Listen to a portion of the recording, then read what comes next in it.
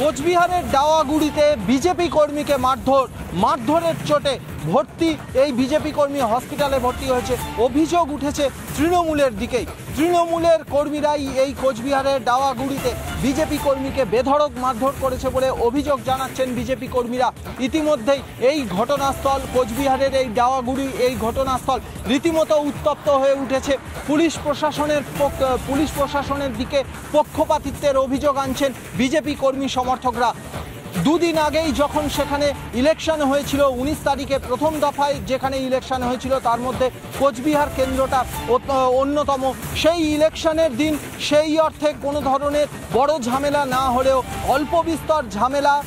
অল্প বিস্তর একটা মারধর রক্তারক্তির ঘটনা ঘটেছিল, কিন্তু সেই অর্থে বড় কোনো ঘটনা ঘটেনি। কিন্তু তারপর থেকে ভোট শেষ হওয়ার পর থেকেই কিন্তু কোচবিহার বা উত্তরবঙ্গের বিভিন্ন জায়গায় যেখানে ভোট হয়ে গেছে সেখানে ভোট পরবর্তী হিংসা দেখা যাচ্ছে। 2021-এ বিধানসভা নির্বাচনের পরে যেরকম ভোট পরবর্তী হিংসায় মানুষ মারা গিয়েছিল, সেই রকম কোচবিহারেও ভোট পরবর্তী হিংসায় ডাওয়াগুড়িতে বিজেপির কর্মী তিনি আক্রান্ত হয়েছেন।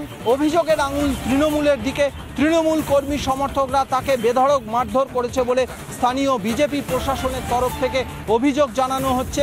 থানায় তারা অভিযোগ জানিয়েছেন এমনটাই জানা যাচ্ছে, কিন্তু ঠিক কী কারণে এই গণ্ডগোল বা এই বিজেপি কর্মীকে মারধর করা হলো এই নিয়ে কিন্তু সদুত্তর পাওয়া যাচ্ছে না।